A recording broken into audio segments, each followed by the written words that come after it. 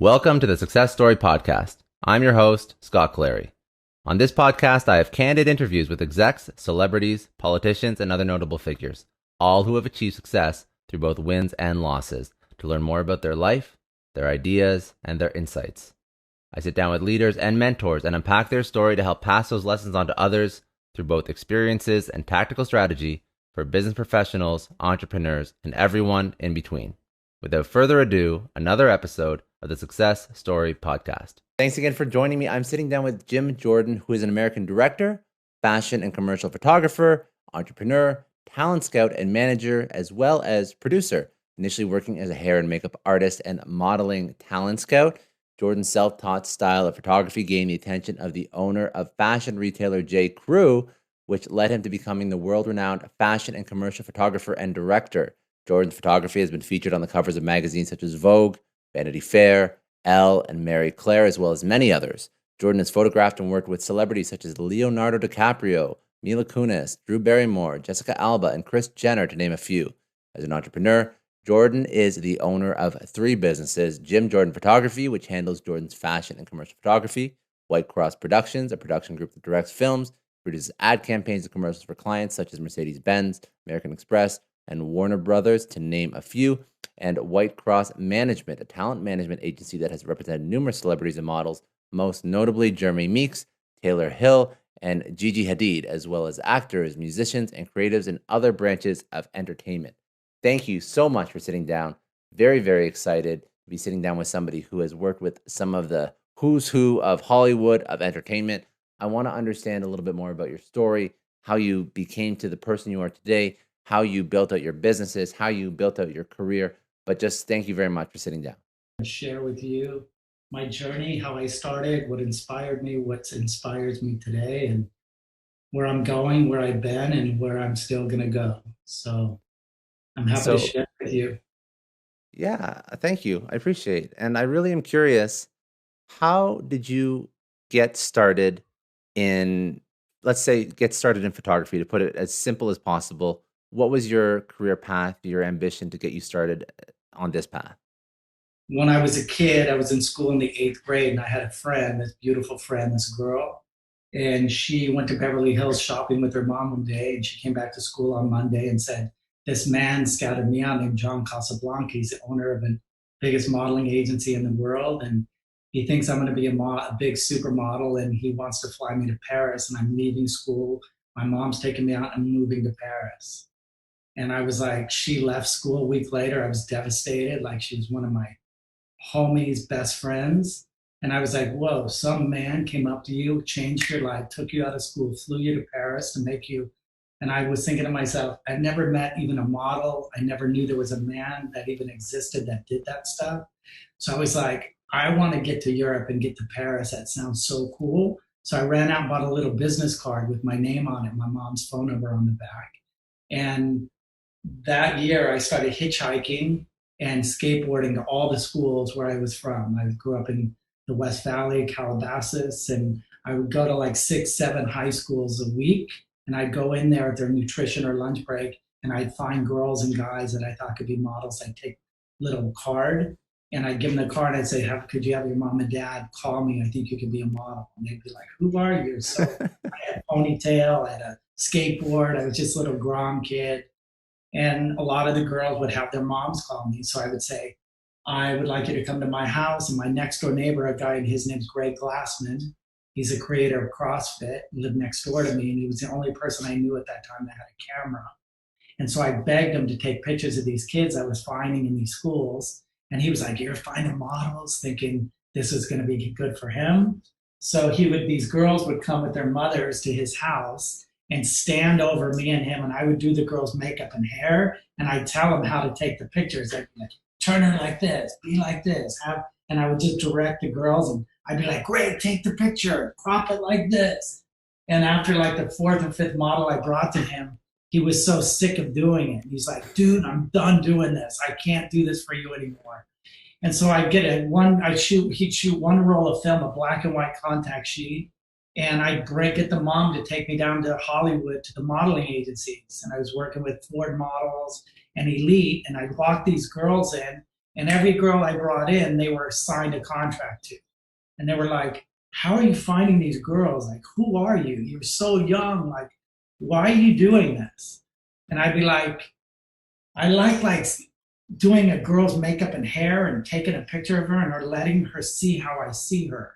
And a lot of the girls were like, they were always like 5'10", no makeup. They were picked on, they were bullied. They thought they were like the ugliest people in the world. And what I saw, or how I saw my gift, was to see how someone looks, how a camera will see them.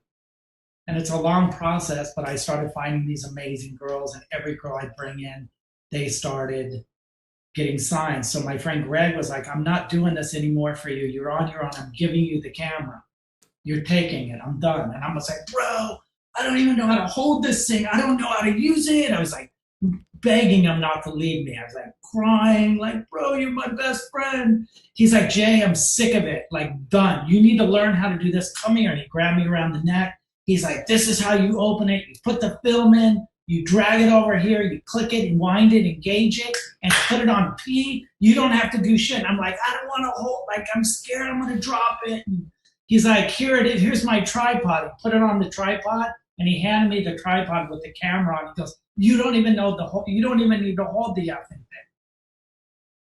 Just keep it on the tripod on program. And so I left, and I knew he was serious. He's walking out of my life for helping me out. And so I was like kind of thinking, I don't need to wait for him anymore. So I went crazy finding all these models and brought them to my house. And I was shooting them now. And I was doing the makeup and hair and making mistakes and like learning from mistakes. And I wasn't technical at all, but I was taking really cool pictures because of the way I would style these girls or make them feel comfortable, being able to really communicate to people. And so that's kind of how my journey started, was photographing people. So I went to the model agencies with like the fifth girl that I had signed with Elite. And they're like, you're really good. Who's doing the makeup and hair and taking these pictures? And I'm like, I'm doing everything. They're like, you should get an agent to represent you doing hair and makeup for the magazines and celebrities. I'm like, that's the last thing I'd ever thought it would ever be. They're like, I don't know hairdressers. I've never even been in a hair salon. And that's the last thing I would ever really want to do, was be a hair and makeup guy. Like, I'd be laughed at. Like, my friends would kill, like, I'd be a joke. My parents would kill me.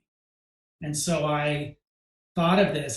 They're like, their agencies are not salons. They represent the biggest hair and makeup people in the world. Like when Madonna or a movie rock star or a movie star wants her makeup and hair for a talk show or a magazine, they call these special agencies.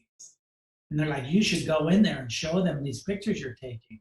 And maybe you should go to Milan and Paris and go try to work over there and build your portfolio with magazines and work for photographers and learn photography.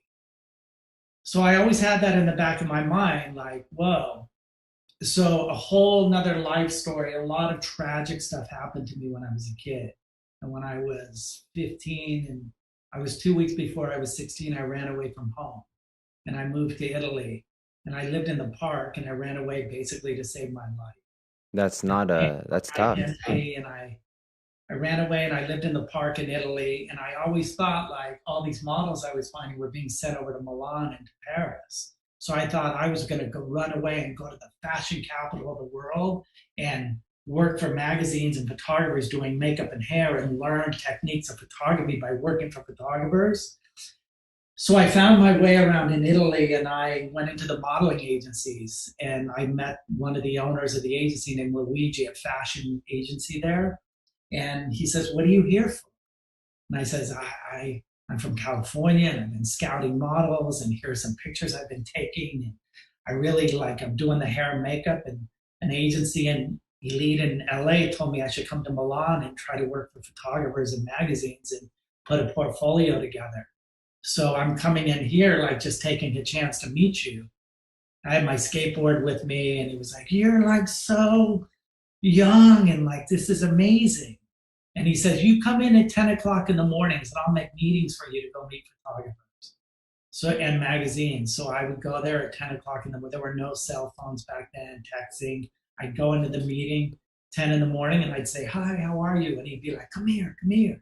And he'd get on the phone and start calling magazines. And I Long story short, went to this magazine called Grazia in Milan, and the hair and makeup person didn't show up that morning in the studio that was upstairs. I was interviewing, showing him my picture. He goes, "Hey, can you work right now? Because we have a hair and makeup guy that didn't show up and they're running late and the whole team is upstairs waiting."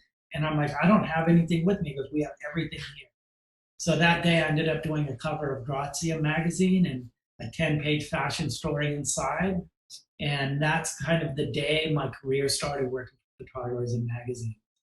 And I lived in Milan for 3 years in Paris. And I started working for Harper's Bazaar and Vogue. And it kind of like this whole door opened in my life. And the magazines that were all in a building called Montadori. There was Vogue in the building, Harper's Bazaar, Grazia. It was like the Condé Nast, where all the magazines are in one building. And I started being there working in the studios, and all the editors from all the magazines would be walking by our studio.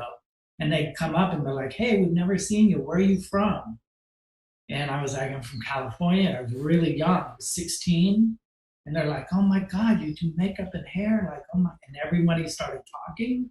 And it was a really small world there at Montadori. And the other magazines started booking me. I started putting the book together, portfolio, and all my covers were coming out. And I was learning photography and watching and afraid to ask questions. When I was 19, I came back to America. And I went back to that hair and makeup agency in Hollywood. And they were like, I showed them my portfolio, and they were like, "We can't believe you've done this." And they're like, "We want to represent you." A week later, I was working with Elizabeth Taylor, and each day I was working with Burt Stern and Helmut Newton, and I ended up back in LA, going back in LA and New York, and I started working with Elizabeth Taylor for everything, and Whitney Houston and Farrah Fawcett, and just Jeff Bridges and Kurt Russell, and I started working with Herb Ritts and like being on set with these legend photographers. And I was never like trying to steal that how they lit. I was just so into how they communicated and saw things. And I started just being a sponge on the wall, standing in the background, hanging out with the talent, doing the makeup and hair, and just kind of watching and observing everything. In years of doing that, I did hair and makeup for 15 years. And I worked for the biggest photographers and so many supermodels and legends. And I'd be working for like Bloomingdale's doing hair and makeup on the beach with Cindy Crawford, like when she was starting. And we get a lunch break, and I'd say, "Cindy, let's run down the beach and go swimming." And I'd have my little camera in my backpack. And I would never tell the photographers I brought my camera on set because they'd freak out, because back then it was very competitive. And I could never mention I took pictures. And so I ran down the beach with Cindy with our box lunches, and we went just far enough so the team, our photo team, couldn't see us. And we'd go swimming in the ocean, bring our towels, and then she'd be coming out of the water. I'm like, "Can I take some pictures of you?" She's like, "Do you have a camera?" And I get my camera out of my backpack, flip her head upside down, and I'm like, "Go off, give me shit you don't give anybody." And we just play on the beach, run. I'd run her down the beach, chasing her, taking her pictures, run back to me, and running back, like just capturing images and having fun at work. And like those were the kind of jobs where I felt like, whoa, like I'm not just doing the makeup and hair, but I'm capturing these moments that I will never forget. And I took those pictures. I did mostly shot black and white, and there were like 36 frames on one roll of film. And I would get like an 11 by 14, 2 or 3 from that roll of film, and I'd stick them in this black box.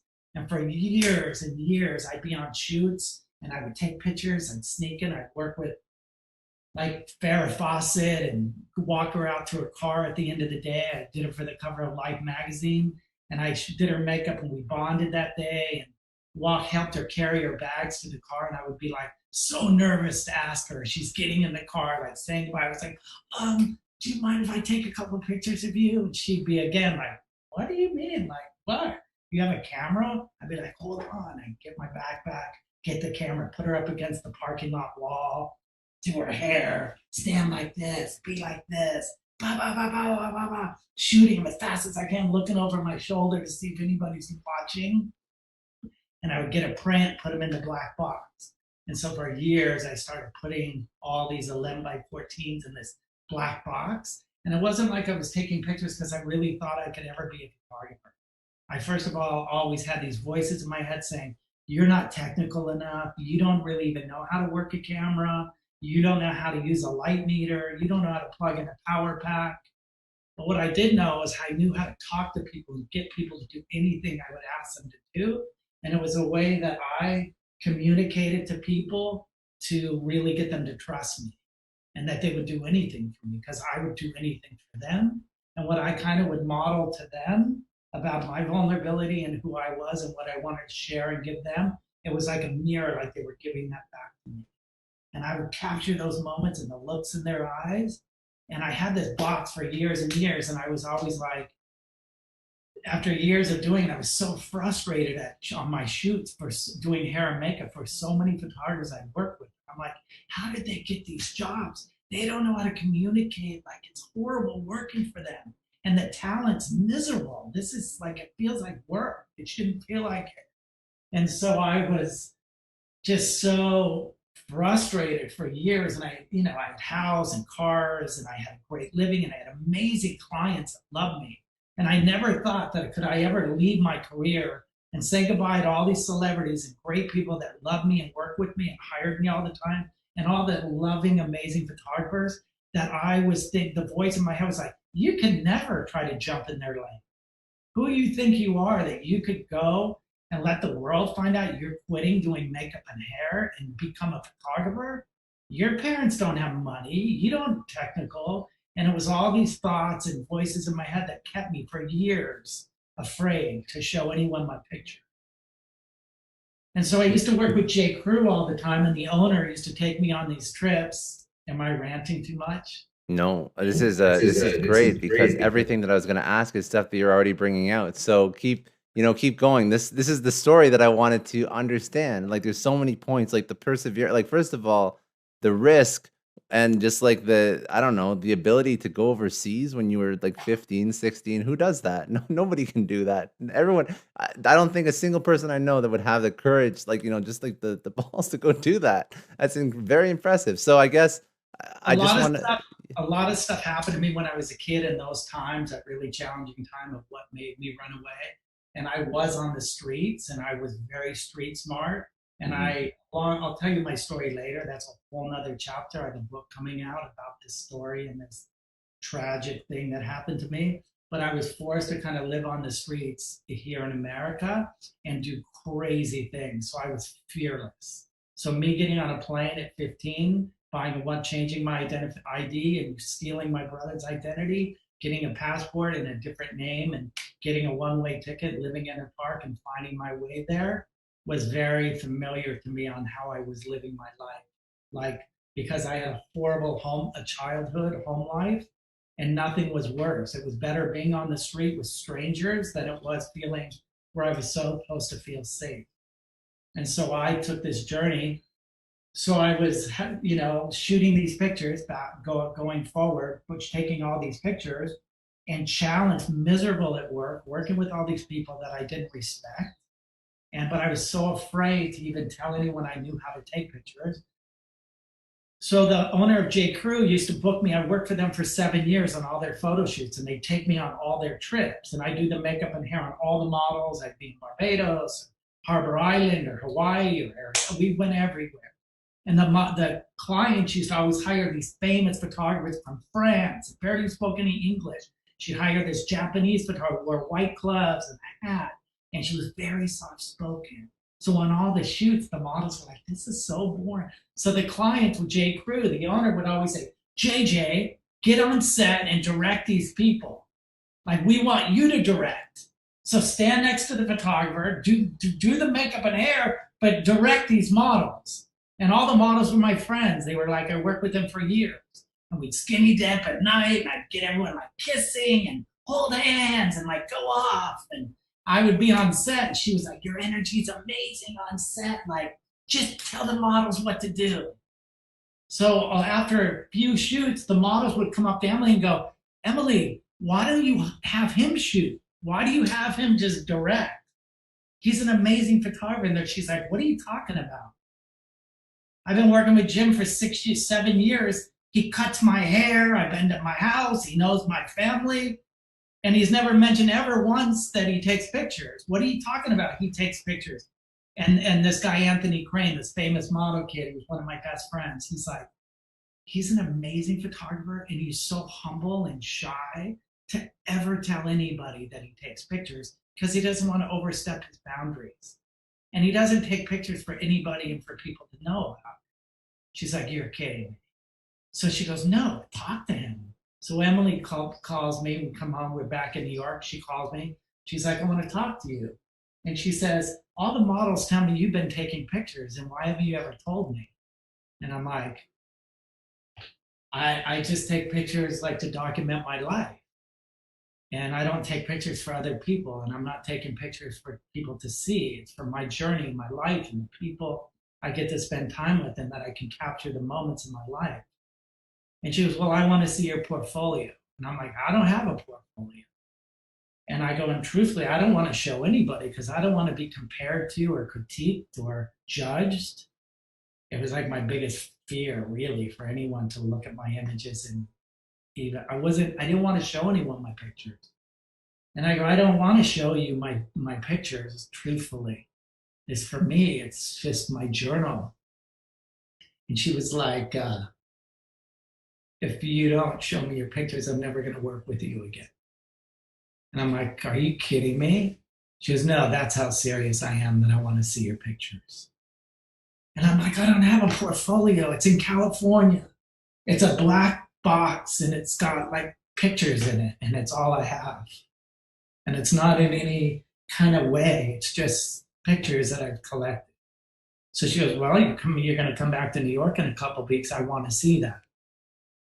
And so she was serious. Like, she wasn't going to hire me anymore. And that was one of my biggest clients then.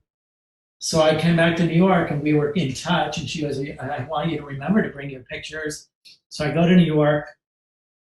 I'd smoke a joint in the morning. I'm so nervous. I get on my skateboard. I got my backpack on, skateboard up the 29th Street to the corporate office on Avenue of the Star Americans. And I go up there. I'm so nervous. And I go in, and they escort me into the conference room. And there's like 7 art directors that I had known for years that had been on all our trips. And Emily comes in. She goes, JJ's here to show us his photos. And they're like, what? JJ? Dude, that is so stressful. And I was tripping.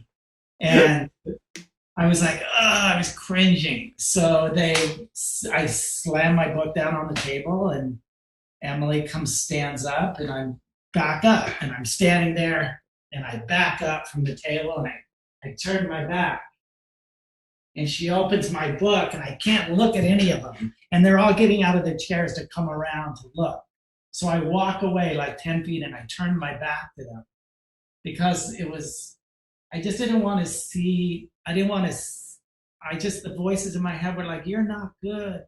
You're not talented enough. The technical, I was just like, I don't want to see their faces. So I walked away, and she was flipping through these pictures, and she was like, oh my God, I could hear her.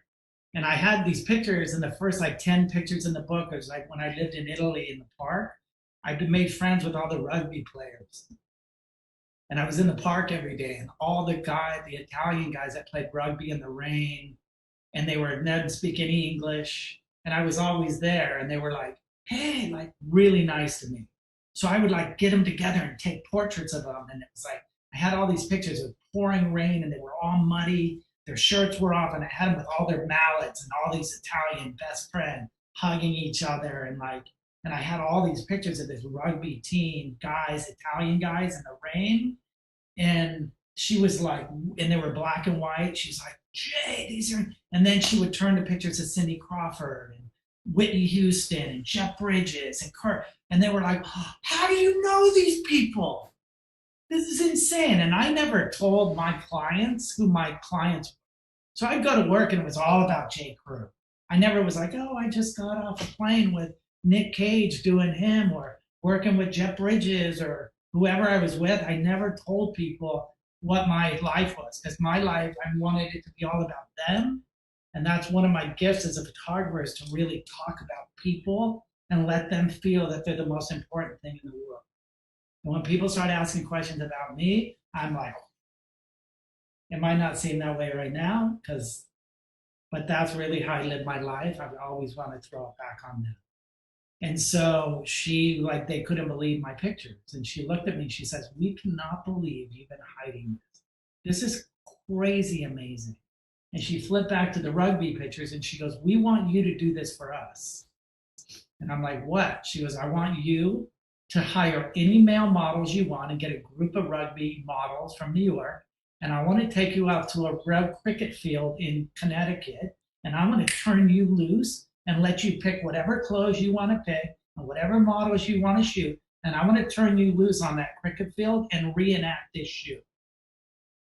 And I'm like, Emily, like I don't, that's a lot of pressure. Like, I don't. So I was like, okay, like, and she goes, and we'll pay you for it. Like, we really want to see what you can do. So I go to Connecticut. They pick me up. I cast like 6 guys. I go out there and I shoot in Connecticut. And they get the film back. And a week later, they call me up and they're like, we're going to Hawaii for 14 days and we want you to come and do hair and makeup, but we're going to hire you as a second unit photographer. Meaning we're hiring a photographer named Victoria Sims, and she's from here in New York. I worked with her for many years. And we're going to have you do the hair and makeup and be second unit photographer, meaning you could do whatever you want. She's going to get all the important shots and all the clothes that we have to shoot, but you can be free and do anything. Put guys in bikinis, like, do anything. Just be creative however you want. So we go to Hawaii and I'm like, this is it. And they brought all the film. It was just my little camera. It didn't even have a motor drive. It was my camera. I just click, wind, click, wind, click, wind. And all the models that were there were my friends that I knew forever. And they were over there on the set with boring Veronica. And I'd be on the beach like, get naked, like, get on the ground, like, kiss her, lay on, throw her on your back and run down the beach with her on your And I was like, oh, this is my moment. And everyone on the other set was like, we want to be over there. Like, this sucks. So I was like wrangling all these models, getting into all this shit. And when Emily hired me for Hawaii, she says, we want you to be the second unit photographer, and we're going to pay you $250 for every picture we end up using, if we use any pictures. So I'm like, no way. She goes, we'll pay you your hair and makeup rate. So I go there, and every day I was shooting like 300 rolls of film. And at the end of the day, the producer would come over with a baggie, and all my film would be in the baggie, and she would just take it from me. And they'd FedEx it to New York that night from Hawaii. And every day I would shoot. I had like 300 rolls of film, 250 rolls of film each day I was shooting. She'd come at the end of the day, they put it in FedEx and FedEx to the lab in New York. So I come back 10 days, 15, 14 days later, back to New York. I don't know what happened to the film. I'm uneasy that they get to see it because there's shit in that film that I was doing where I wasn't thinking they're going to see it. So I have like naked people running around like, oh, they're doing all this crazy stuff. So a few weeks later, they call me from corporate. And I used to get in a lot of trouble on shoots because I was like a hellraiser. And I was always, the security in the hotel would come up and like, you all are naked in the pool. We're going to have you arrested. Like, get out of here. So I was doing all this crazy shit being a kid. And I get a call from corporate, J.Crew, and they're like, hey, we need to see you in the corporate office. And I was like, oh, I'm in trouble. Like, I blew it. Like, I did shit. And so I get on my skate and I go up to the corporate office, and they're like, they escort me into the room, into the big conference room. And I walk in and all the editors are in there, like 7 art directors are in there and Emily. And as I walk in the room, all the pictures from Veronica Sims were on the wall. There was like 500 pictures on the wall. And I walk up and I'm like, and they were all the models. I didn't take any of them. I'm looking for my pictures. I don't see one. And I'm like, oh my God, that picture's amazing. Look how good. And I'm like, look at that shot's awesome. Look how beautiful. And I'm looking for my pictures. There's no pictures. And I'm kind of like, oh, and I'm trying to compliment all the photos. And I'm looking, my heart's like sinking, like I don't see not one in my pictures. And I'm being so nice, like, this is so beautiful. Look at them. And Emily's like, yeah, but you haven't seen yours yet. And I'm like, what do you mean? There's none of my pictures are here. And she goes, turn around. And when I walked through the door, all my pictures were on the wall behind me. And I turned around and the whole wall was covered of all my pictures. And I was trying to count them because she told me I got 250 an image. And the whole corporate wall was full of my images and layouts. And I was like, 1, 2, 3, 4, 5. Like I was trying to count them like in my head. And I like lost count. I'm like, and I stood there like, started bawling. And I stood there and I was trying, tears pouring down my face. And she came over to me and she like gives me the biggest hug and she's like, it's time. And I'm like, what do you mean? And she's hugging me and she's like, it's time that you lay down your hair and makeup brushes. And I'm like, what do you mean? And she says, it's time that you get an agent in New York. You were so talented and we will love, love, love your energy and your pictures. And I was like, I can never do that. And she's like, Jay, look at your pictures. Look how beautiful. Look at all, we're using like 700 of your images. And you didn't have an assistant. You didn't have anything. This was all you. And I was like, she goes, it's time for you to get an agent here in New York and lay down your brushes. And I was like, I can't. Like, and so I was trying to talk myself out of it. Like, I'll lose all my clients. I'll go broke. I'll lose my house. I'll lose my cars. I'll lose all my friends and all the photographers I love. I'll lose all of that. And so she's like, you need to get an agent. We're going to make meetings for you and agents in New York. You need it. All my J.Crew stuff from the rugby stuff started coming out. And so after the Hawaii stuff, I got billboards and all this stuff. And I started putting in the black box. And she says, there's like 5 agents you should go meet in New York. So I grudgingly just did it to appease her. And I went to an agency called Art and Commerce in New York, and they represent Stephen Meisel and all these huge photographers. And I was questioning myself, like, I do not fit here. Like, they're gonna laugh at me. These guys they have are legends. So I went there and they're like, wow, you're really, you have some really beautiful pictures, but we have a similar photographer with a similar style. But we'd like to keep an eye on you and see where you end up in 6 months. Could you like just stay in touch with us? Good luck to you. But it's a path, but thanks. So I leave and I go to my next meeting and I skateboard up and I go up 5 stairs of floors and there's this blonde woman sitting there. And I go, hi, how are you? I have a meeting. She's like, what's your name? I'm like, Jim Jordan. I have a 3 o'clock meeting with Bonnie Winston. She goes, I'm Bonnie. She goes, are you a photographer? And I'm like, no, I'm a hair and makeup person. She goes, well, why are you here? I represent photographers.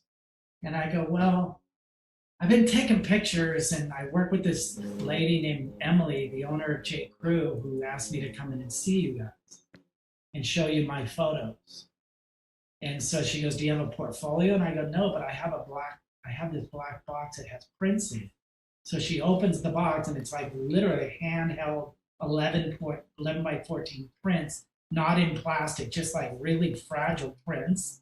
And she starts looking through this. She's like, oh my God, you took, this is insane. How old are you? Like, where did you meet these people? And I'm like, I do hair and makeup, and I met all these celebrities and supermodels at work, and I work for Helmut Newton and all these great photographers, and I had the opportunity to be with these people, and I took pictures on this side. And she's like, hold on a minute. She goes, can I keep this here? And I'm like, no, it's all I can't leave it. She goes, hold on a minute. She gets on the phone. She goes, dial, da, da, da, da, da. And she's like, hey, Renee, this is Bonnie Winston in New York. And I'm about to sign a photographer. She goes, that I'm so sure you are going to love. I will never, ever call you to see a photographer as long as I live. That's how sure I am that you're going to love this guy. And she hangs up the phone and she goes, I'll have his book there FedEx tomorrow morning at 10 a.m. She hangs up. She goes, did you hear me? And I'm like, you can't keep this. And I go, what's FedEx? And she goes, FedEx is a courier service because it's right when FedEx was coming out years ago. And I go, she goes, FedEx is a courier service, has insurance, and it'll be in Chicago. It'll leave New York tonight at 10 and be in Chicago by 10 tomorrow morning. And I go, well, I'm leaving to California tomorrow. She goes, well, we'll have it FedEx back to you in California. I'm like, I can't leave this. I go, this is 20 years of my life, my journey, my roadmap to everything I experienced in my life. I can't give it to you. She goes, Jay, will you trust me? I put everything on it. I have it back to you. Jay, this is the biggest advertising agency, Leo Burnett, that's the biggest. And I trust me. You just heard me stick my neck out for you. So I'm like, oh my God, Gil. I'm like, okay, but please, I can't, you can't. So I fly back to LA. 2 days later, my FedEx book comes back to LA, and she calls me. Goes, Jay, are you sitting down? And I'm like, yeah. And she goes, I just booked you on a 14-day job for Bloomingdale's, and they're going to pay you $7,500 a day. And I was like, no way. I go, no way, Bonnie. I can't do it. And she's like, what the fuck are you talking about? And she goes, what are you talking about? And I'm like, I can't do it. I go, Bonnie, I'm scared to death. I can't do it. I'm not a photographer. I'm just like guessing what I'm doing. I'm just like winging shit. I don't know how to use a power pack or a light meter or a color meter. I don't know how to plug. I don't know how to do push or pull film. I'm so untechnical. She goes, Jay, you get your ass back to New York with your skateboard. I will have the best photo assistants on your team doing everything for you. I'll have the owner of the lab standing next to you every single day. I'm going to book your motorhomes, your caterers, your locations, your hair, your makeup, your styling. All you got to do is hold the effing camera up to your face, look through that little hole, and whatever you see that's pretty, push your finger. That's all you do. She goes, you are not saying no to this. And I'm like, I'm scared. And the voices in my head were like, who do you think you are? And everyone's going to find out you're shooting, and you're going to lose all your celebrity clients and all your makeup clients and all your livelihood and your bank account, everything.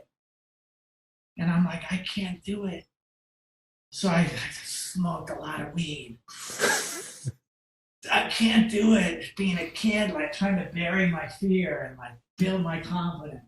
So 8 days later, 9 days later, I get on a plane and fly back to New York.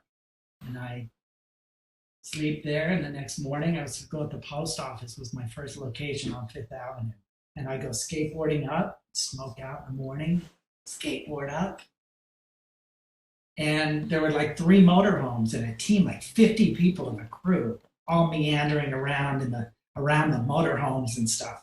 And I stopped like a block away, and I'm like, oh, no way, like this is real. This is such a big production. I'm tripping.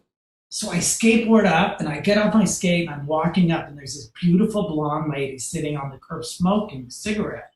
And she's like this hippie Moroccan blonde chick. And I come walking up to her, and she goes, hi. And I'm like, hey. She goes, are you with the production? And I'm like, what job? What client is this? And she's like, it's for Bloomingdale's. And she goes, are you on the team? Are you here for this shoot? And I'm like, yeah, I think so. She's like, what's your name? And I'm like, Jim Jordan. She's like, oh my God, you're JJ. And she gets up, and she goes, I'm Renee. I'm the one that hired you. And she goes, well, give me a hug. And I give her a big hug. And she goes, do you want a cigarette? Sit with me. So she's sitting on the curb, and I'm like, no, it's okay. I don't smoke. So she goes, sit with me. Talk to me. Where are you from? And I want to get to know you. And she starts talking to me. She goes, what are you into? Like, what do you do? And what do you do for fun? And I'm like, I skate and I surf, and I'm from California, and I do hair and makeup. And that's what I've been doing for many years. And I take pictures, and this is like really my first. She goes, I know this is like your first big job. You've been doing J.Crew, and I've seen those pictures are beautiful. She goes, but can I tell you why I hired you? And I'm like, yeah. She goes, first of all, I work with photographers. I've been an art director for like 12 years, and I work with different photographers every week, and I see everybody's work. I probably get 10 portfolios a day on my desk. She goes, but when I got your pictures, it came in this black box, and I started opening these prints. And she goes, and there was something so unique, not just the way you presented your pictures, but the look in these people's eyes. And I'm like, what do you mean? And she says, it was the look in these people's eyes that I wanted to hire the guy that they were looking at like that. She goes, because I'd never seen, in a lot of people's photographers, it was like the look was, but when I saw the people you photograph, it was like they were like looking at somebody, and I wanted to know who that person they were looking at that made their eyes look like they did. And she goes, and that's why I hired you. And I was like, God, I don't know what to say. Like, thank you for taking a chance with me. And so that kind of was the icebreaker with this woman, Renee. And she kind of held my hand through this whole journey on that job. And I got an agent in New York, and I did that job. 14 days later, I was on a roll, and my agent loved me. And at night, she was taking me to dinner with all these editors of all these magazines in New York. And the first 7 days I was there, she took me to dinner with the editor of American Vogue named Ivan Shaw. We had a dinner one night after one of my shoots, and Ivan and me had a super amazing connection with Bonnie. And he was like, I like you, JJ. I want to start giving you jobs. So I started working for American Vogue right away. And then Bonnie just started booking me on Eddie Bauer and Land's End and LL Bean and Marie Claire. And she would say she represented Francesco Scavullo and like really big photographers. And she'd always say to me, you're the easiest photographer I've ever represented. And I'm like, why? I'm not that good. I'm not that technical. She goes, it's not about being technical, Jay. It's about connecting with people and communicating and love and like being so available to people. It's not just how good or technical you are, it's how people want to be with you. It's about the experience of enjoying life and doing life together. And you're so good at that. She goes, I could get people to see your pictures and then send you in to go, I could go see a meeting with them, and you'll book the job every time. There might be better photographers that have more work or more prestigious work, and you're kind of getting into it, but you're just really a good communicator, and you seal the deal all the time. And so that was it. I was on this train, and I was always trying to get off the train because I always had the voices in my head like, they're going to find out you don't know shit about technical or being a photographer. And then I just started getting these jobs, and every job I was so afraid. And when it ended over, I'd be like, oh my God, I got through the fire. Like, how did I make it through that? And every job I started to do, I was super nervous, but I would come out through the other end. And I started realizing as I look back at my life now is like my motto are the things that I fear most are the things I need to run to. And so I started making a mission of my life that things that scared me are the things that I needed to run toward. Because on the other side of that fear was the miracle and blessings from God or whoever you believe. But I believe like my miracles were from God, and that there were other things that were getting in the way of my miracle, trying to keep me afraid and keep me back. And I think that my photography career, after 15 years of doing hair and makeup, I was ready to run toward what I could ever dream after 5 years. But I was in fear for 10, being held back, never thinking I deserved it or could be it, or I was rich enough or cool enough or I was supported enough. And I just got on this journey and on that train ride, and I just started slaying stuff. And I started learning more and becoming more confident.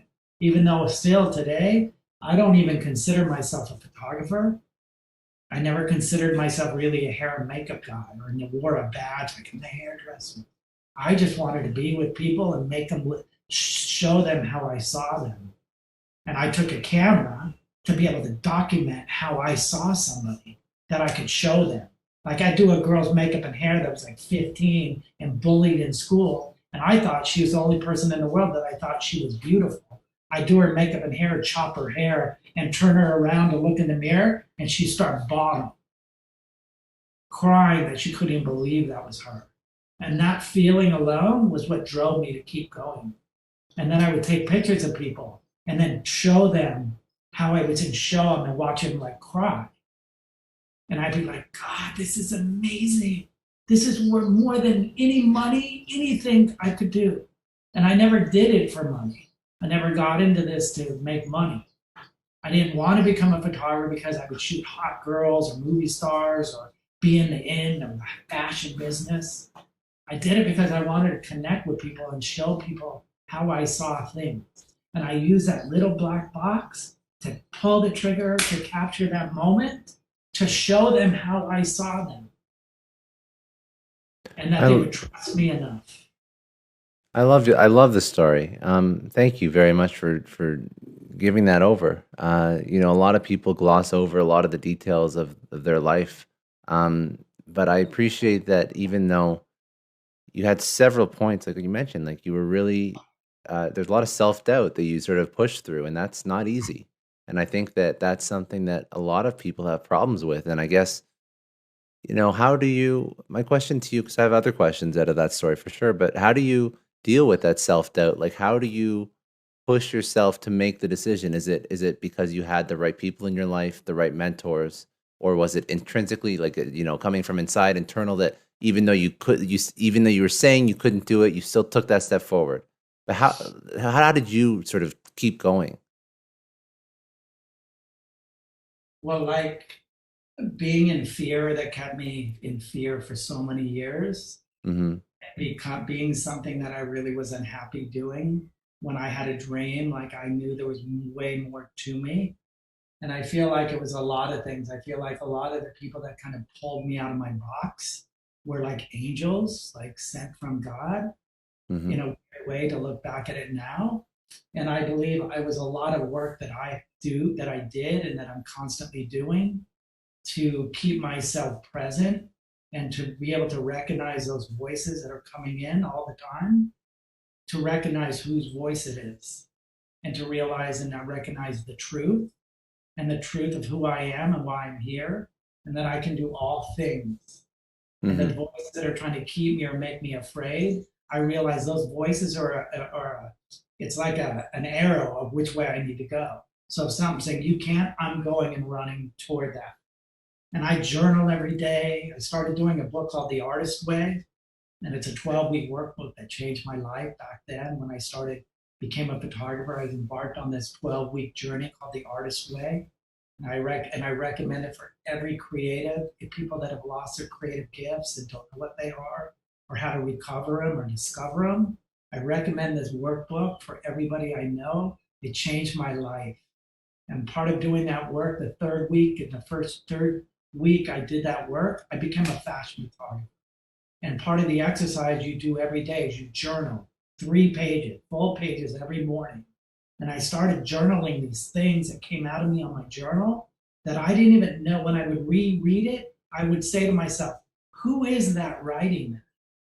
Like it was such a disconnect of how I thought. But then when I wrote something on a journal, like my heart, and I would read this stuff and bawl my eyes out, like, who is that? And I started to journal every day. And the third week of me journaling, I met Emily, gave me that job. And the second week, I met Renee and got that job. The third week, I was shooting for Vogue. And I just kept journaling and journaling and journaling. It's like people that say they meditate every day, they don't stop meditating. I believe that my journaling changed my life. And every day I was in fear and write about my fear, write about my fear. And I keep writing about it. And every day I'm like, I'm sick of writing about how scared I am. Why don't I just effing do it? And then I won't have to write about it every day. So I did a lot of things to kind of push me out there and to kind of, and then I would start saying, you know what? I'm more afraid that I won't do it in my life than doing it. What's more painful, not doing it and watching it pass you by, or trying it and saying, well, being afraid there too. And I always realized by me just doing it and sick of writing about it, that I'm just afraid of why all the excuses I made for myself why I didn't do it. So I'm a big advocate about running toward fear and running through the fire, because your miracle and your miracles are there on the other side waiting for you. And That's powerful. that's how I've lived my life, and I try to share that with everybody I know. And Now, sorry, go ahead. No, no, go ahead. I feel like I'm still evolving, and I want to help people, You know, when I became a photographer, it was kind of all about how high I could climb this ladder. And I started getting these things that were miracles to me, and this opportunity and the people that I've been able to be around and the influence that I've had. And I had a lot of, life-changing experience in my life, like really life-changing. And I started shooting, and I've been shooting probably like for 10 years. And I was getting everything I ever wanted in my life. And I had a ton of access to finances and houses and money and celebrities and the who's who and being in the in crowd. And I just started realizing, like all this stuff was like empty to me. And everything I desired in my life, like I would attain it, like the world would say, oh, that's so cool. You have the coolest job.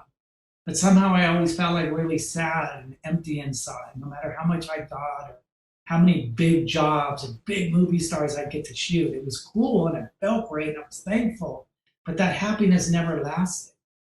So I started having like these, questions, and I had like, I don't know how to say it, but I had like a breakthrough, like like a breakthrough or a breakdown or a coming to at the end of myself, Yeah. an whatever the word Epiphany. is, Yeah. Epiphany. epiphany, that this wasn't all about me anymore. And I ended up in the hospital, and I was like on my deathbed, and they didn't know what was wrong with me. And they said your kidneys were failing, and they basically gave me 4 hours to live. And they called in the pastor to give me my last rites, and my whole family was there. And I was laying on my deathbed, not even able to move. And I had a supernatural miracle happen in the hospital room, and I was miraculously healed. And I sat up with this like miracle that happened, and it's a whole long story. And my life changed. And I came out of the hospital completely healed 2 days later. And I had a big life changing moment in my life. And I said, this isn't about me anymore. It's not how rich, it's not how famous, it's not how many celebrities I could shoot, it's not how many trips and jobs and all these things that bring me temporary happiness. Like my job now is to help other people. And my job now is to give the gifts and the talents and the experiences I've had, to give it to other people and to hold other people's hands and help them navigate the jungle. And I was like, had this, I started having dreams at night. And it sounds crazy. And I was having dreams at night, like literally, and I was being spoken to and I was being told to do things. And I'd wake up out of these dreams and I'd grab my journal and I'd start writing these things in this journal. And one of the dreams I was having, it was at night. It was me being shown that I was out on a battlefield, and there were nurses running into the fire to help hurting people, dying soldiers, and they were lifting them up, carrying them out of harm's way. And I heard these specific directions that I was going to have a company, and it was going to be called White Cross. And it was going to be based on the light helping hurting people. And then it was going to be a production company, and I was going to have a production where I was to help young kids, and I was being told that I was perfectly placed exactly where I was meant to be. And that my mission field wasn't in Haiti or Africa or all these other places, that the hurting and the sick and the dying were right here in the entertainment business, right where I was positioned. And so I started to pay attention to it and listen, like, well, maybe there's something real here. So I went out and I went back to my roots on finding models. Because along my journey, I would find a model along my journey and just say, hey, let me take some pictures of you. Go meet this agency. Bye, good luck. And I'd turn them loose. And I'd run into these models like 3-4 years later. And they were like, I'm not modeling anymore. I'm like, who were you with in Paris? Who were you with in London? Did you do fashion? They're like, no, we just stayed in LA. And no one ever got me agents all over. And I'm like, damn, you should have been a star. And so I went out and I started finding models again. And I opened my company, White Cross Productions. I got incorporated. I got an LLC done. trademarked the name, and then White Cross Management, talent management company. And I got this company, did the logos and opened the website. And I had some models that I had discovered that I was like, I'm not going to just give them away anymore. I'm going to hold their hands and I'm going to carry them, and I'm going to not give them to these agents that are going to just do whatever they want with them. I'm going to hold them and be a foundation for them. And they're going to have to talk to me and get through me because I knew a lot about the business instead of just push these young kids around. So I opened the company. I started filling my roster with talent. I was in Granby, Colorado in a barn shooting a job for Macy's. And I walked up with this 14-year-old girl. And I said, hi, what's your name? She's looking at me like, hi. And I'm like, what's your name? She goes, Taylor Hill. And I go, hey, Taylor, is your mom here? And she goes, yeah, she's out there. So I went out and I talked to her mom. I go, is that your daughter? Daughter's a star. Who are you? And I'm like, I'm Jim Jordan, a fashion photographer. I have a talent management company, and I manage talent, young talent. Long story short, I started finding girls and discovering and basically hand-holding these kids and taking pictures of them and grooming them and placing them with agents all over the world. And this girl, Taylor Hill, is now the biggest model in the world. And I started her when she was 14 years old. Her and her mom lived with me in my house here. And I started grooming, putting agents all around the world. And I had this formula where I would do that with every model I found. And that's how White Cross came about, and my management company, and started finding talent. I discovered Gigi Hadid, and I had worked with her mom, Yolanda, for many years when she was modeling. And I placed Gigi with agents all over the world. I helped Yolanda make all her meetings in New York. And I found the hot felon, Jeremy Meeks, the prisoner, who his mugshot went viral. And I went and took him out of jail, moved him into my house and rehabilitated him and groomed him and placed agents all over the world and did kind of those type of things. So my company as a fashion photographer and being a talent manager all kind of goes inside of each other. And so I spent my life, and everything I'm doing now is to help people and really keep an eye on people. And I'm finding new talent every day, and I'm keeping my photography, and I'm learning still and making mistakes, and just trying to keep my mind open and keep opportunities that keep coming. What were some of the struggles that you found when you transitioned into this new stage in your life where you built out a business, started really aiding in the careers of all these young individuals that obviously didn't have the proper representation? Were there any things that you had to, because you spoke about all the struggles that you had sort of going through your photography, from hair and makeup to photography and sort of that career path? But what about the more recent things that you've understood or that you've had to learn? One of the biggest lessons that I had to learn is, becoming a businessman and learning, when I first started, all I was creative. I didn't care about the money, and I didn't care about the database and keeping business cards and phone numbers, or I didn't even know when I was getting paid, if I was getting paid or not being paid.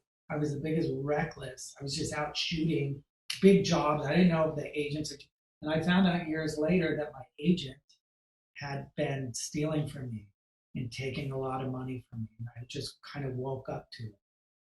And I realized at that time, when I confronted them, that they were producing all my jobs. And I realized my agent makes more on a day than I'm even making as the photographer out there sweating, doing it all. And so I started realizing how much money they were really making. They weren't just my photo rep. They were producing all my jobs. They were hiring the motorhomes and the caterers and the studios and prop stylists and all of these things. And they would hire a makeup artist. The budget would be $1,500 for the makeup and hair, and she would only give the hair and makeup $500. So she's making $1,000 in her pocket off of my job. And that went down with the motorhome. Give the motorhome driver $500, and she'd make $1,000 a day on the motorhome. So she'd make $500. So every day I'd go to work, I started realizing she was making like $20,000 a day, and I'd go to work and be making half of that. And then, not to mention, she wasn't paying me, stealing from me. So I had to like take this big, bold stance, even though I never was a business guy. And I confronted her and I said, look, your party's over. If you want to work with me, I'm going to produce all my own jobs and I'm going to do my own billing and I'll give you my 20%. And at that time, clients started calling me and they're like, hey, we call your agency and your agency now is telling us you're not available, that you're booked. And there's one of my big clients for Brooks Brothers. And so I'm like, when did you want to book me? And I'd find out that I was available. So she wasn't giving me those jobs because she'd give it to another photographer where she could produce those jobs. So I started learning business, like, whoa, this is gnarly. Yeah, and how unfortunately how shitty some people are, which is Yeah. not, yeah. And so I ended up really stepping in and opening my company, White Cross Productions. And I had a business manager that was consulting me, holding my hand because I was opening another business at the time, a cosmetic company. And she started saying to me, and I said, I left my agent. She's like, why did you do that? That was stupid. This is what's funding your cosmetic company. And I'm like, I don't care. I'd rather have nothing than be stolen for and lied right to my face. She goes, well, why didn't you take the money, open your company, and start hiring 2 new assistants and teach them how to be agents? So I hired 2 full-time administrative assistants.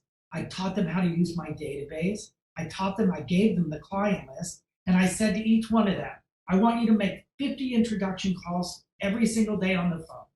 Here are the art directors, here's their phone numbers, here's their address. So each one had a task every day to call 50, leave a message or send a mailing a promotional piece with a stamp and a logo. Every day they put them in the mailbox. Within 3 months, I was booked every day. And they were producing their own jobs. I taught them all how to be producers. So they book a client and they hire the models, the location, permits. And I started thinking to myself, this is insane. How much more money I was making as a production company. I had control over my whole shoot now. Everybody on set was like something that I saw. It wasn't because she was ripping everyone off and everyone was unhappy. Even the client, when I get to work, they were already pissed at me. I didn't even know them. So I started getting a grip of like really how to have a vision, not just for what I saw, but the experience I was having on set. And then my production company became in full swing. It was really a real production company at that time. And so to answer your question, like the challenge was like how to really step in and own what becoming a businessman and taking my creative hat off and putting it aside and really step in and take responsibility for being a businessman. Can I ask you something too? Because you touched on a point that I thought was interesting. Why are the people that are charged with like this agent that was working with you? Why is that individual? There's not a higher level of, I don't know, scrutiny or due diligence or just care in working with these young people's careers, because I feel like that shouldn't be an issue with somebody who's charged with working with people that could be very earlier on in their career and they don't have the experience, they don't have the proper representation. So why is that still an issue? Why is that not more brought front and center? And why is she like not out of business? That's, I guess, why is she still around? Yeah, they are. She is out of business now. Mm. And it was, I don't know. I think people are afraid. Very powerful New York people, lawyer husbands, and it was just kind of like, oh. And I couldn't really prove stuff, but I knew. And that happens all the time. Agents steal all the time from model agencies steal. Model agency, booker, a client will say, hey, we have $5,000 for the model a day. They'll call the model and say, you got $2,500. They don't have to. So a model agency could give the model $2,500. The model says, yeah, I'll do it. So as soon as she says, I'll do it for $2,500, they don't need to tell her that they're really making $5,000. The model's stoked, so the agent's like, oh, great. And then they'll take the 20% out of her $2,500. Like it happens. It's like business. Yeah, it shouldn't be though. That's really shitty business. It really is. Yeah. So there are a lot of things I learned and how to wake up really quickly to do, you know? I didn't realize that, I've never been part of the whole, I guess, talent and creative side of business, but I've heard more of these stories, and it's unfortunate that it's still around. Yeah, a lot of that still happens. So I decided I don't want an agent anymore. It's like, I don't need an agent. My agents, charging me 20% of everything I make. That 20% that I make, I can afford my own employees Yeah. or have anybody to help me do that. And it's way worth it. So it's like getting over the fear of being a businessman and opening a company, being a boss. I never thought I'd be a boss to people, and I hate it. I don't like being a boss. I don't like having to manage that side of my brain. I want to be out and be free and run naked and with my camera and be like, woo, and just be like this kid that's like seeing life for the first time. That's what I want to do. But Now, sometimes you have to be a businessman too and wear both hats. yeah, it's true. That's true. Well, that's sort of like that running towards the fear point you made before. Yeah. Now, so you built out the production, you built out the management, photography. Where do you all successful? I think it's just impressive, like to the degree, because now you're at the upper echelons, like the names that you've brought into even your talent management is upper echelons of the arts, of creative. So where do you go from here as like what's your career path going forward? So here's what I'm doing now is I shoot a lot of people and I'm inspired to take pictures all the time. And I have a lot of great contacts and things that I generate just by going out at night and shaking people's hands and introducing myself. I want to be the first one to say hi to people, and I want to know what their stories are. And I want to be truly authentic and real about that. So I have all these amazing people in my life, and I'm like, why am I taking pictures? So e-com came in, and all the advertising companies lowered their budgets, and all the models are making half the money they used to make, and all the stuff with the economy and the things of e-com, everything went e-com. There were no catalogs anymore. The magazines are getting thinner and thinner. All of them are going out of business. Nobody wants to pay photographers anymore. And so I said, why am I doing all these photo shoots for magazines? They don't pay any money. Why don't I just open my own magazine? And so I just opened a magazine called James Magazine. And I don't know if you've seen it, but it's a new magazine. And I'm featuring like Gigi Hadid on the cover and Taylor Hill and Kris Jenner and Zendaya. And I have like 8 issues out now. So it's like a little project that I'm doing, and it's really rewarding because I can put all my creative energy into my own vision all the way around the logos, the look, the shape, and bring the talent that I want to shoot and just put them on the covers of my magazine. Not saying I don't shoot for other people still, but I feel that's really rewarding.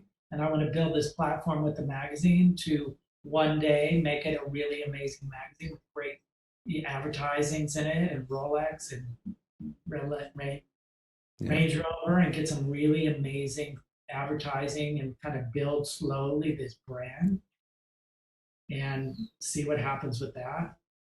I'm also very interested in creating a brand, a clothing company off of my White Cross brand called White Cross Collections. And I love the whole military 1940s, 1950s, turn of the century type of clothing, and nurses and soldiers and dog tags and like the whole really military vibe. So I'm very interested in indulging on these type of projects and companies. I said I've been out for years and years branding other people's brands. So they'll hire me and say, hey, we have a new pair of shoes. How can you shoot them and make the whole world want to buy it? And I've been really good and successful at doing that, or saying, hey, we have this new makeup. How do we sell it? Or how do you photograph it so it's very eye-catching? But now it's time. Now it's time for you to do it for yourself. Stories on how I want to not just give that away anymore. I want to kind of give that to my own talent and my own gift. I'm also have a book coming out that I'm in the process of writing, a book with the New York Times bestseller. It's about my life, a journey in my life. It's like a coming of age story about a young kid that pushes through all the obstacles in his life of how the world had wanted him to be, and who the world kind of teaches young kids of who they should be. Mm-hmm. And I have a story that I'm writing about my life as a young creative, and that was people didn't know what to do with it, and I didn't really know what it was, but I knew I had a gift and I was unlike anybody else. when everybody was out playing football and sports and doing stuff, I was climbing trees with a chainsaw, manicuring trees, or cutting every dog's hair in the neighborhood, or like just beautifying everything I saw. And so that's what I love doing, and I still love it. And I get lost in like making things look beautiful. It's cutting your hair or styling you or getting you to get real and funny and talk stories about our hearts and what means things to us, and not be surface and just like life's going by and we're all just fucking faking it. We're all just in pain and no one's getting real and authentic with each other. And that's what I love to do, is connect with people that I can be so real and transparent and like let the walls down and be free and see life like little kids that are untouched and effed up by the world. How does someone do that though? How does someone see life through the lens that you see it when they're struggling with finances and day to day and stuff? It's very difficult for people. I'm curious if you have tips. 'Cause it's hard. I've lived. It's such a loaded question, but I know. I'm sorry, but I just feel the passion. That's why I'm asking. No, I do. Like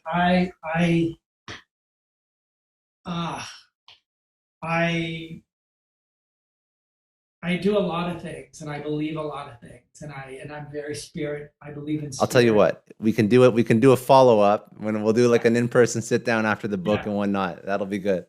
Yeah. But I give it away, and I trust God, and I keep giving. The more I give, the more I get, and the more, if I'm running out of resources or finance, the more I try to get my eyes off of my pain and my hurt and my pity and me, and I try to go help somebody else in the midst of my hurting. Like I always say to people, like, God, I'm hurting and I don't know what's going on. Bake cookies and go give them to someone. Like go clean, help somebody.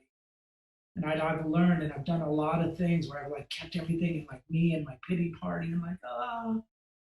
And I have had hard times, and I've had really hard times and broken times and scary times in my life. My life didn't always look like this. And sometimes in the midst of how good your life does look, in the midst like of everything I do have, like there's so many times where I feel I have nothing. Because it's not about the material things in our life. It's about the things that like when we're all alone and we're sitting there like, what is the quality of our life? Who do we get to share it with? Who do we get to talk with just to let them know how we really are? That it's not just always looking good and like, I gotta have it all together and like, yeah, like what's up? Meanwhile, I'm dying inside. So there are a lot of things in my life now that I do. Like I pray a lot and I write and I like look up, I keep my eyes up. I don't keep my eyes on the problems of what's happening. I get in my journal every morning, writing in my journal. I write the things that I'm in pain about and the things that I'm scared about and the things that I love and the things that I'm so thankful for. It's a good answer. That's a very good answer. So don't. Yeah. And it's the way it works for me. And I've been to Kabbalah, and I used to go to sweat lodges every full moon. And I've been to I'm friends with the Dalai Lama, and I've been in every religion and culture, and I've explored everything looking for God and looking for my answer and looking for peace. And I ran to the ends of the earth. I'd go to India every year and sit in ashrams and pray, meditate. I'd go to Tibet and I'd go everywhere. I'd go to Agape for 13 years. And I went to the Kabbalah Center and I do everything looking for the truth and looking for my God. And that's a follow-up to this, was where I was miraculously healed and where my answer came from. And when I couldn't deny what happened to me in the hospital was the truth of what I had always been looking for. Yeah, very powerful. And a lot of people, very powerful. That's where I'm at. And I try to embrace that every day. And a lot of days still, I'm human. And a lot of days I'm in fear. And a lot of days I'm in power. And a lot of days I'm in the state of like, not believing anything that there's a God or anyone's for me. And then there's days where I'm like, oh yeah, I got to check in. Oh yeah, this is real. Okay, I got my eye up. My eyes are up again, not on myself or my problems. Very good. Very You're good awesome. answer. Thank you. You're awesome. No, it's listen, it's my pleasure. I never really know where these interviews will go because it's always about the person I'm speaking to. But when you open up so authentically, like there's a lot of things that you brought up, like the story and just like even like some of the very tactical things that I hope people that are listening can take those away and apply them to their own life. Forget religion even for a second, just some of the mental tricks and the fortitude and the perseverance that it takes, the ability to go towards your problems, the ability to be a good communicator, to be human, to be authentic, to be passionate. These are all incredible things. And then on top of that, the ability to have faith and confidence in yourself and find faith and drive to overcome those times when it's a little bit darker and stressful. Like those are all things that people need right now. More, I think, more than any time that I've been alive, people need those types of tangible takeaways in the people that they listen to and the people that they get their content. It could be religion, it could be a person, it could be even like a pastime. But I think people need positive. So the more I really appreciate that as you walk through your story, you go through all the times where it wasn't so good and you didn't even go really deeply into the dark times, but you could tell there was some stuff that was a struggle for sure. So I like how you walk through that a lot, and that's I just want to say thank you for the story. And I do have a few like quick like I guess rapid fire questions that I'd like to do at the end. But I just want to say thank you for going through that. It was really really nice of you. And is there anything else that you wanted to add on? Just that we're in the human, we're humans, and there's going to be those days, and it's not going to ever be. We're always going to, there's days where I'm super afraid still, and I'm insecure, and there's days where I'm very confident, sure, and I have a vision. And I always say to myself, like, what you see is what you be. I have a little thing on my desk that I look at every single day, and it says, vision plus action equals manifestation. And that's what I live my life with. And it's about my vision and it's about what I see. It's about what I dream of and what I can see. Very good. And if I can Um, see it, like Go I ahead. can get it. And I encourage you guys, whoever's listening, to really dream and see and try to have vision. It's like being a boat out in the ocean that doesn't have a lighthouse and there's no land inside. And the life and the waves are going to take us everywhere. And they're going to throw us to and fro.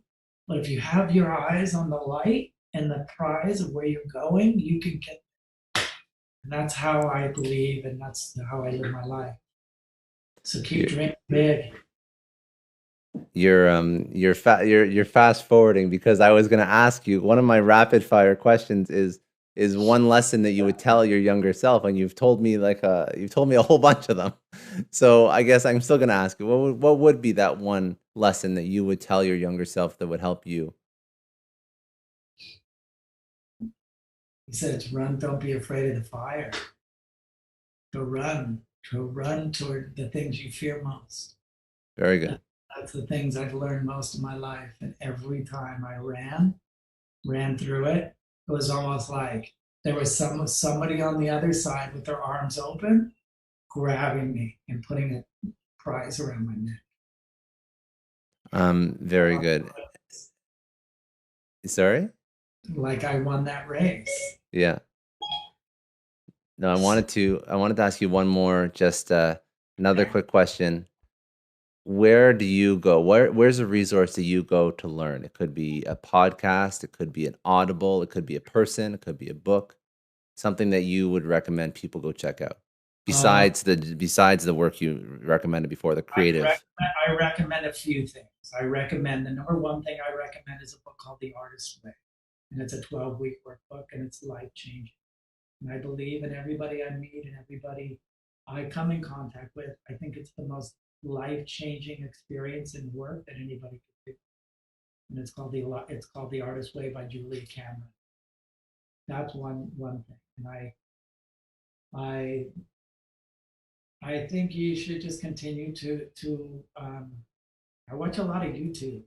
Things I'm interested in. I love watching YouTube documentaries and other people's stories. I love the human struggles and challenges. And I just love music and watching films and just getting lost in that stuff. So many visions and stories I want to tell as a filmmaker still, as a director, and making documentaries and really heartfelt films that just rip your heart out and make you feel like life is good. It's so emotional. Like the world teaches us not to feel and to numb out.